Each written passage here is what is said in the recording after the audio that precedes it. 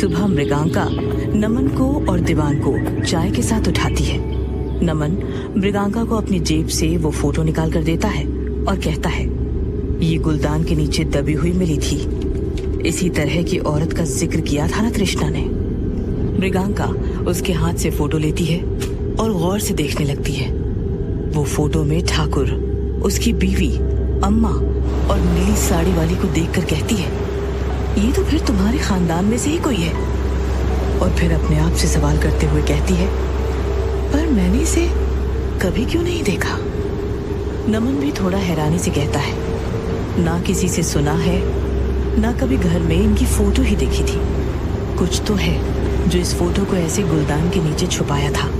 शायद आज तक किसी को पता ही नहीं था इसके साथ क्या हुआ। और उस सच का दृश्य बस तृष्णा ने देखा था। मृगांका नमन और तृष्णा को लेकर बंगारू की कुटिया में जाती है, जो ध्यान में संलग्न तो होता है, लेकिन आसपास घटित होती हर चीज का उसे आभास होता है। मृगांका बंगारू के पास जाती है और उसे फोटो दिखाती है। बंगारू आंखें खोलता है और फोटो को देखता है। नमन कहता है, नीली साड़ी यही है ना। बंगारू के हाथ से फोटो गिर जाती है। उसके चेहरे में खौफ दिखता है। बंगारू कहता है, ये भले ही मर चुकी है, लेकिन आसपास ही है। नमन को बंगारू की बात समझ नहीं आती है। वो पूछता है कि कहाँ?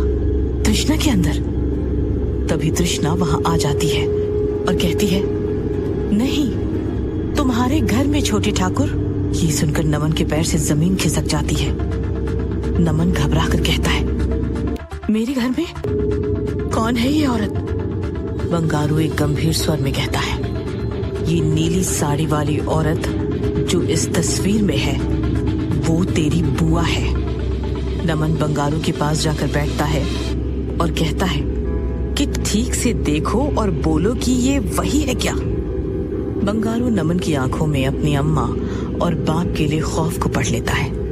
बंगारू कहता है, ये तेरी बुआ है और अगर ये तेरे घर में है तो अनर्थ होने वाला है।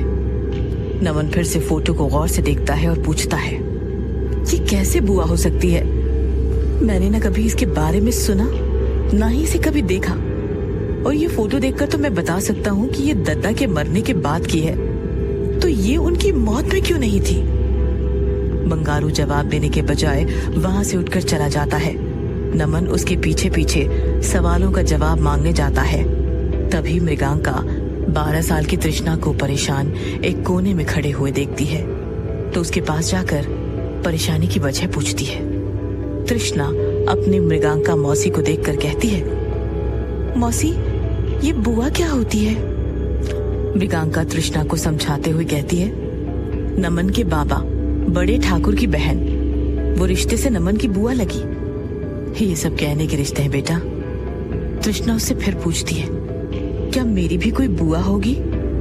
हर बार की तरह इस बार भी मृगांका के पास मासूम से सवाल का कोई जवाब नहीं होता है। वो उसे बस इतना कहती है, नहीं पता मुझे, लेकिन एक बात का जरूर पता है कि तेरी मौसी तुझसे बहुत प्यार करती है, और तेरा मन किया तो मुझे कभी बुआ कहकर भी बुला सकती है। ये सुनकर तृष्णा के चेहरे पर हंसी की लहर आ जाती है और वो मृगांका के गले से लग जाती है। नहीं, मौसी ही ठीक है, क्योंकि मेरी मौसी सबसे अच्छी है। जोधरगढ़ में ठाकुर से मिलने मायापुर गांव के सरपंच रामेश्वर 2-3 पंचों के साथ आता है। अम्मा और ठाकुर थोड़े हैरान होते हैं और उनसे अचानक आने की वजह पूछते हैं। सरपंच यहाँ उन्हें बताता है कि मायापुर गांव में कुछ अजीबो गरीब चीजें हो रही है। कुछ रोज पहले मदन मरा हुआ मिला। फिर जब हमने मृगांका को गांव से निकालना चाहा तो छोटे ठाकुर ने मना कर दिया। ठाकुर ये सुनते ही उन्हें बताता है कि उसने नमन की जान बचाई थी और मेरे बेटे ने मुझे आश्वासन दिया है कि मृगांका जल्द ही गांव छोड़कर चली जाएगी।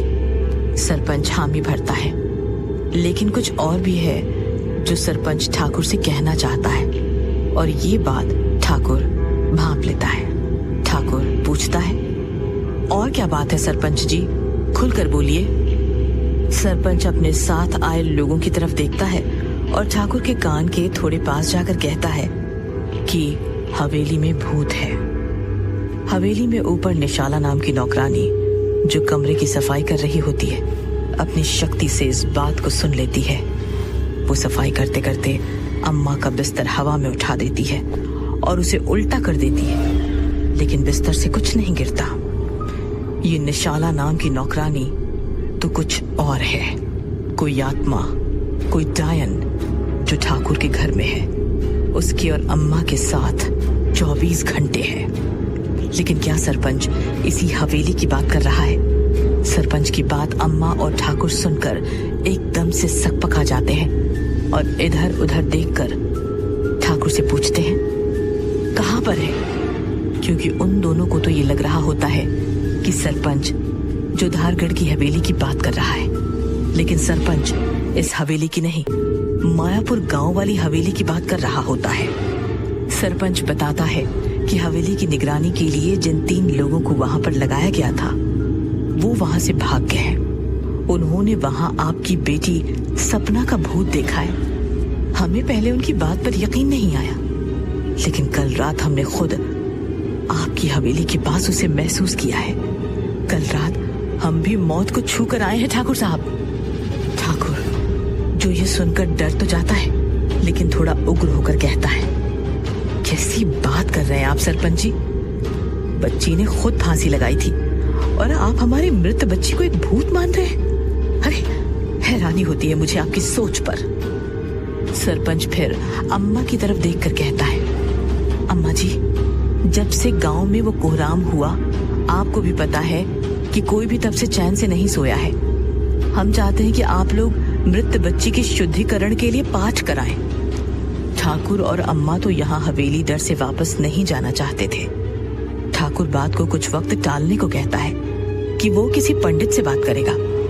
सरपंच और उसके साथ आए हुए पंच उठकर जाने के लिए होते हैं कि तभी ऊपर से एक गमला गिरता है।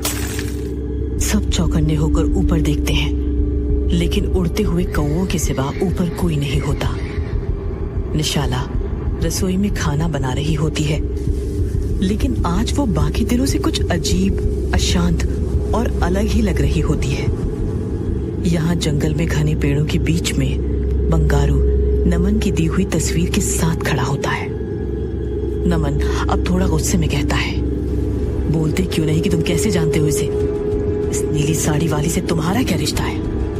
बंगारू चुपचाप घने पेड़ों की तरफ देखता है और पेड़ों की टहनियां आपस में मिलकर एक छावनी सा बना देती है। तृष्णा वहां आकर उस जगह को अदृश्य कवच से घेर लेती है।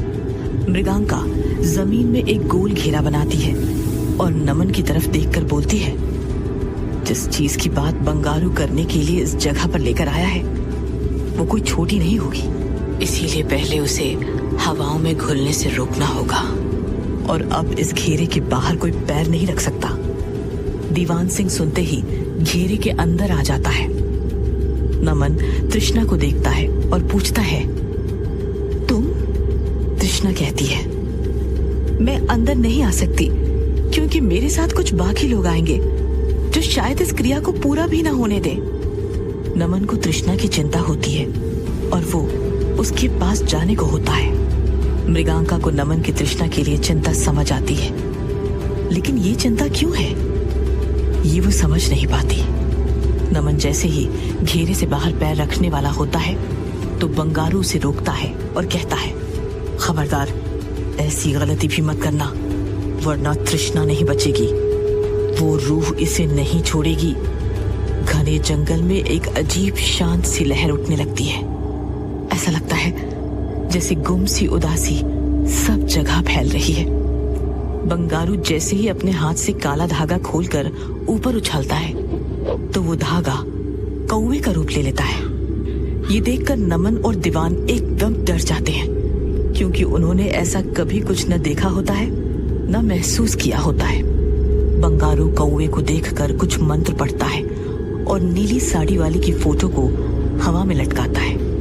उसमें अंगुली से वही आकार बनाता है जो मृगांका के हाथ में भी गुंदा हुआ होता है। कौवा तेज तेज चिल्लाने लगता है। तृष्णा वहीं घेरे के बाहर बेहोश होकर गिर जाती है। मृगांका भयभीत हो जाती है। लेकिन उसे पता है कि वो विधि को बीच में नहीं छोड़ सकती। मृगांका कौवे को कहती है, दिखा कहाँ है ये? और कौवा नमन और दीवान के इर्द गिर्द चिल्ला चिल्ला कर घूमने लगता है। बंगारू उसे देखता है और कहता है, इसका क्या मतलब हो सकता है? जो भी है तुम लोगों की जेब में, जो भी है उसे बाहर निकालो। दीवान और नमन एक दूसरे को देखने लगते हैं कि तभी मृगांका चिल्ला के कहती है, सोचने का वक्त नहीं है, जल्दी करो। नमन और दीवान अपनी जेबें खाली करने लगते हैं, लेकिन कुछ निकलता नहीं है। पर कौवा अब दीवान सिंह के इर्द गिर्द मंडराने लगता है। मृगांका कहती है, कुछ और भी है अंदर, निकालो बाहर दीवान सिंह, कुछ भी मत छुपाओ।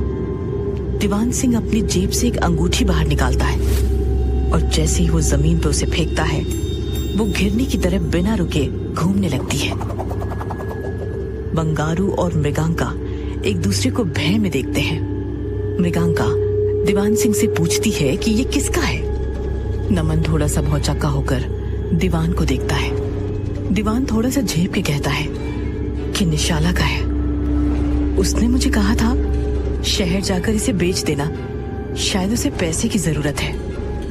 बंगारू अपने त्रिशूल से उस अंगूठी को उठाता है और कहता है, निशाला ही नयनतारा है और वो अभी जोधरगढ़ में ठाकुर की हवेली में है। ये सुनकर नमन की सांसें थम जाती है। उसकी अम्मा और उसके बाप की जान खतरे में है। वो नौकरानी जो अपना नाम निशाला बताकर घर में रह रही है, वो एक सताई हुई रूह है जो शायद अपना बदला लेने वहां आई है। वो ही उसकी बुआ है। नमन मृगांका को पूछता है कि भला एक आत्मा कैसे घर में रह सकती है? उसका शरीर तो नष्ट हो गया होगा ना, और बुआ क्यों किसी को नुकसान पहुंचाएंगी? बंगारू बताता है कि एक आत्मा अपने शरीर में रह सकती है, लेकिन घर की दासी बनकर। वो किसी को कुछ भी ज्यादा नुकसान नहीं पहुंचा सकती, पर यह सिर्फ तब मुमकिन है जब तक उसे कोई नुकसान नहीं पहुंचाए। नमन की आवाज डर से भारी हो जाती है। वो बताता है कि वो घर में खाना बनाती है। उसके आते ही अम्मा की आवाज चली गई। वो धीरे धीरे सबको मार डालेगी। बंगारू नमन को हिम्मत देते हुए बोलता है, नहीं मार सकती, क्योंकि उसे ये रूप मैंने ही दिया है। जिस दिन उसने किसी की जान लेने की कोशिश की, वो उसी वक्त भस्म हो जाएगी। लेकिन हाँ, अगर उस पर किसी और ने पहले हमला किया, वो और शक्तिशाली हो जाएगी। लेकिन ये बात उसे नहीं पता। नमन गुस्से में कहता है, तुमने ऐसा किया क्यों? आज तुम्हारी वजह से वो मेरे घर में है। उस घर में मेरा परिवार एक भूत के साथ रह रहा है। यहाँ जोधरगढ़ में निशाला छत में खड़ी अपना घूंघट ऊपर करती है और हृदय को झंझोरने वाला सच सामने आता है। बंगारू की बात सही थी। निशाला ही नयनतारा है। उसका चेहरा मरे हुए इंसान की तरह सफेद होता है। उसकी चोटी हवा में लहरा रही होती है। वो और लंबी होती जाती है। उसकी चोटी पूरे घर को लपेट लेती है। इतनी बड़ी हवेली को वो अपनी चोटी से लपेटकर हवेली की छत में खड़ी हो हंस रही होती है।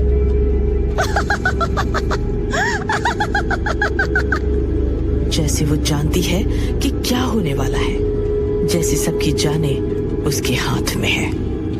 यहाँ दीवान सिंह मृगांका को पूछता है कि अगर वो भूत है तो उसे पैसे की क्या जरूरत है?